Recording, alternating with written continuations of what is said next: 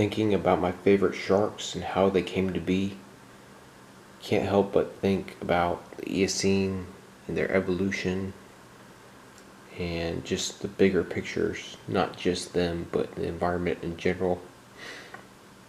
Of course, I won't get too in depth with the history, but just for some backstory, modern sharks arose in the Cretaceous around 100 million years ago.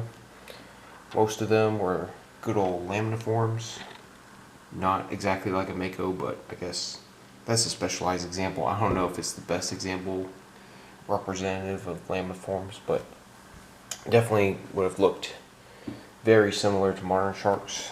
This looks like a tiger shark, but this is actually crow shark tooth, Squalocorax, actually a mackerel shark. Not completely sure if this is a Serratolamna or Cretolamna or Serratolamna.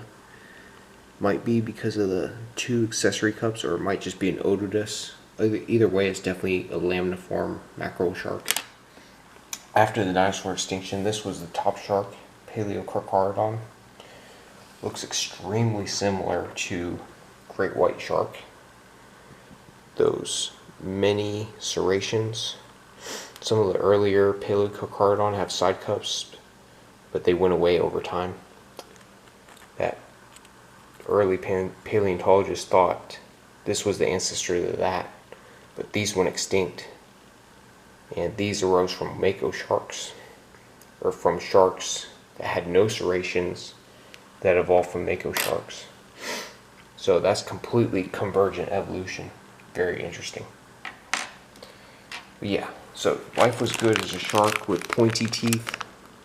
I don't have to open this. You can see all the pointed. There are some broader species. You had your Cretodus, you had your Gensu shark, etc. But as the dinosaurs went extinct, those are replica teeth, by the way, not real shark teeth. You can hear that. Plastic.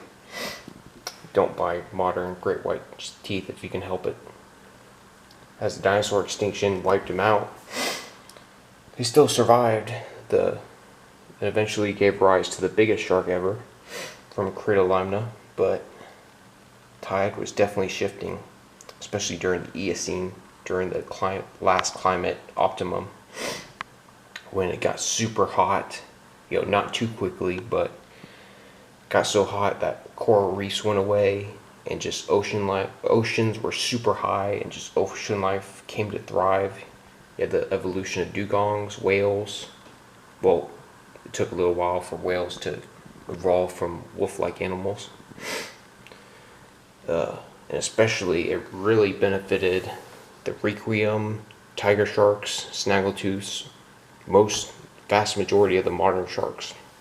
So although you had carchariniform sharks, cat sharks, and definitely hound sharks, Triacidae, you didn't have the much more modern, highly predatory sharks until the Eocene, around 50 to 35 million years ago. That was a really big time for shark diversity. Bony fishes radiated. There's marine mammals, marine reptiles, and also life on land was definitely expanding and radiating. And just, it amazes me how you find the amazing big Hemipristis teeth and your big tiger shark teeth, among other sharks, and they all evolved from super small sharks. Not super small, but definitely, if you would have seen, this was the first tiger shark. These are from Alabama. Galeocerdo latidens, or alabamensis, depending on who you ask. Unmistakably tiger shark from the root, and also, mostly from the root. Because how you tell, see how similar the Hemipristis curvatus and the Galeocerdo latidens, very similar. Well, the side serrations are definitely a dead giveaway, but clearly with the root you can definitely tell. So as much as it's really worthwhile to study the cusps, the cutting edge, usually everybody's favorite, the root, can tell you a lot. Of course, now you only have one tiger shark, but there are many. There was Eagle Sami, closest ever got to really resembling the giant snaggletooth. These went extinct by the end of the Eocene. Eocene had lots of climate fluctuations. See those thick serrations? Still unserrated tip.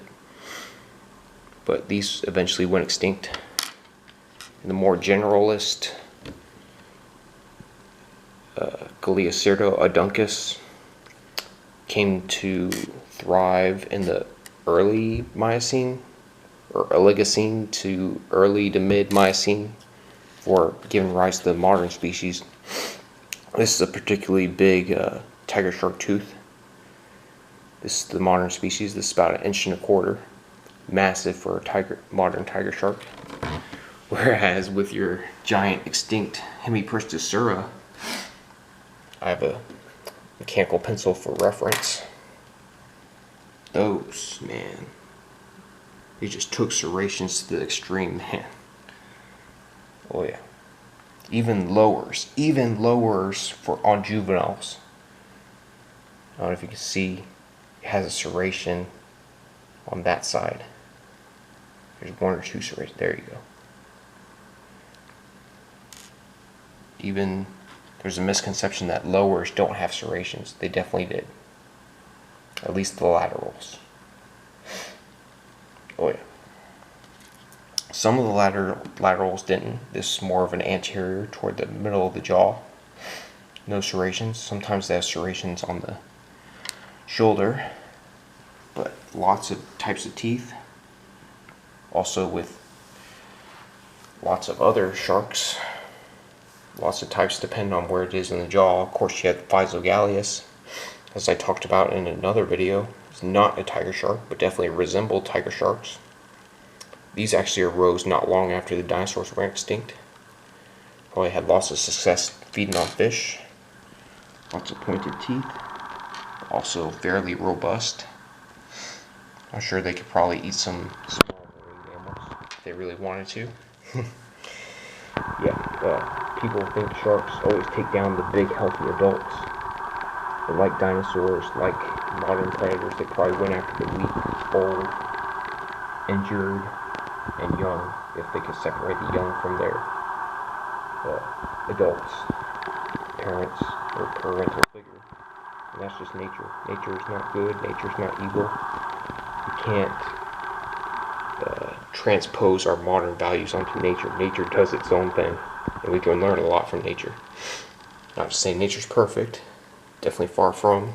Of course, you had your megalodon. Well, you had your megalodon ancestors, which I'm not going to get into. There's definitely been so much talk, and somebody could definitely cover that better than I can. I'm really big on the crocodiliforms, although I am big on sharks. Probably know a little bit about sharks, to say the least. But they evolved from Otonus obliquus. So yes, the big, serrated, broad teeth evolved from the slender side cuspid. And you can see that in the fossil record. There's transitions where you have the broad types, but you also have the cusps. And Sokolovi, Angustidens, and Auriculatus. There's a gradual transition to the big boys, big girls. Still serrated. That's a replica. And also, you had because life was thriving, it wasn't just good for tiger sharks and snaggletooths, because it was good across the board, man. It was good times to be a shark. You also had your Requiem sharks. Much less attention given to these, but they definitely deserve their fair share. Of course, it's hard to say what exact species they're from, especially as an amateur. This caught my attention. It's definitely not a lemon, definitely not a bull. It's slender like a lemon, but it has serrations on both sides. So it could be from one of the extinct types, maybe Egertoni. There's one that starts with a P. Definitely, there's this misconception that extinct animals were always bigger and badder and just super BA compared to modern sharks, but no, there were all types of sharks. There were hammerheads, you had your smaller sharks, most of the teeth. For every one big tooth, even one big snaggletooth, these are relatively common in Florida. For every one of those, you'll probably find a few dozen smaller ones. You know, depending on what size mesh you're using, as I'll probably talk about in another video. Reminder that sharks or alligators are black, so you definitely have to watch out for them. Don't swim in the summer. Maybe take a kayak if you have to be on the rivers and creeks. But yeah, don't mess with gators. Don't feed them. Don't be in the creek in the summer. And just stay away if they're bellowing. That's just good advice in general, not just for fellow fossil hunters. And of course, you have a modern tiger shark and a modern snaggletooth shark. If you're in the Tampa area and you want to see a modern snaggletooth shark jaw, I recommend you get in the hang of me. Don't buy your own because they have to kill these to get them. Kind of shady, but I bought it anyways for some reason. See this? They have serrated laterals, both the top and bottom. And then, of course, that's not max size. Max size, probably around an inch, because those only grow to like 10 feet. This is like an inch long tooth. It's more slender. So this is probably a fair representation of the modern teeth. Whereas the extinct type, of course, much more broad and serrated. Well, actually I heard this, they have equal amounts of serration, just about, but yeah. Lots of broad, big teeth in the extinct type, because conditions used to be really, really good. Lots of upwelling, very high seas, and just, yeah, upwelling where it brings up the nutrients. Of course, here's the modern menu. Some of these are just rare visitors in Florida. Of course, you didn't have killer whales back then. Not so much. It was more Pliocene that they were more dolphin-like. You had long-nosed dolphins. Of course, you had much more whales back then. Much more biomass. I don't know. I think that I've heard it was the golden age of whales, so definitely there had to have been more. Maybe just, yeah, more species, although there were cetotherate whales. There's no more cetotherium whales. They're smaller, about 20 to 30 feet max, but definitely would have made up a big part of the diet for those bigger sharks, along with you guys. You find their rib bones a lot. Can't be understated how vital they must have been to the ecosystem, not just for sharks, but to also keep the seagrasses in check. Stingrays too, you find a lot of stingray teeth. And fish. Oh yeah. And invertebrates. I had to include them. You can't. People love their sharks, and I do, but you can't exclude them, man. I'm getting a low battery. Apparently, this is a really nice camera. It just eats through the battery, I guess. Oh yeah. I think that's about it. I just wanted to show how two of my favorite sharks. Of course, this is a black tip. You can't buy a weasel shark or any type of weasel shark or hemipristis figurine, so this is probably close enough. Black tip reef, although it fairly resembles what snaggletooths look like, but definitely recommend looking up snaggletooth. They don't look like anything special, anything too special, but they definitely would have been a fierce predator in their own right. Any large shark, any large predatory shark, very intimidating looking. But my main point, it's very interesting to think about how they evolved from small sharks. And it's definitely not overnight that they evolve into those big, mega predatory sharks. Same with hammerheads. There's some big hammerheads that'll eat some big fish.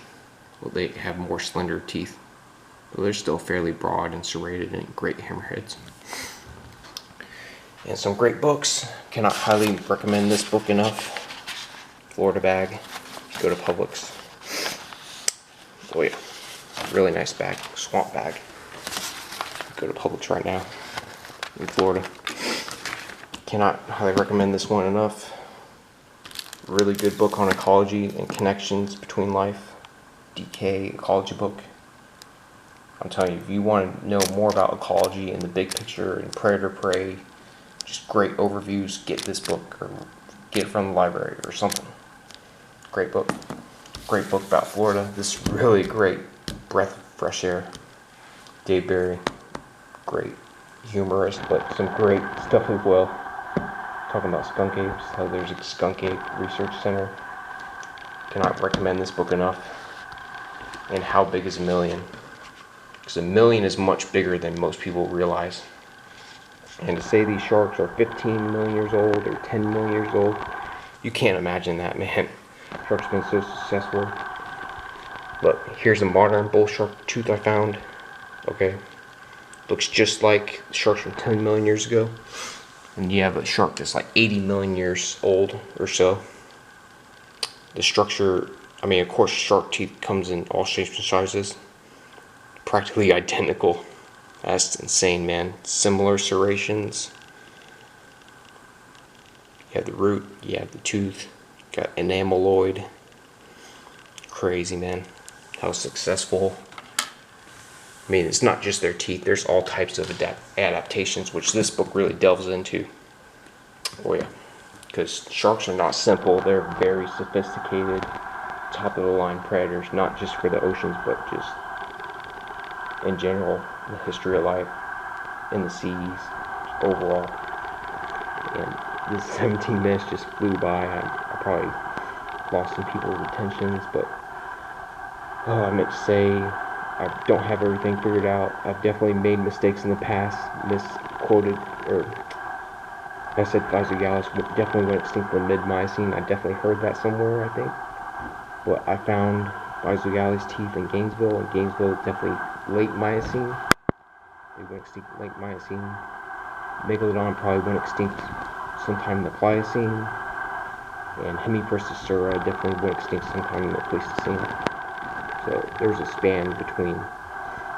And I've actually found Hemipristous teeth in Florida in formations that are definitely too young to be Megalodon age or Miocene. Probably late Pliocene, early Pleistocene. Not finding many teeth. That's more Pinellas County, Hillsborough County. Oh yeah. If you guys want to go fox hunting in Florida, let me know. Getting in a snorkeling, then I find some good teeth that way. Especially in the summer when everything's coming from offshore. Definitely let me know if you can add to what I've said. Have any suggestions or less suggestions, more corrections and stuff you can add on to this. It's very interesting to see how they evolved, and I don't know the exact periods of what evolved when exactly the first snaggletooth. They say Eocene, but is that mid-Eocene?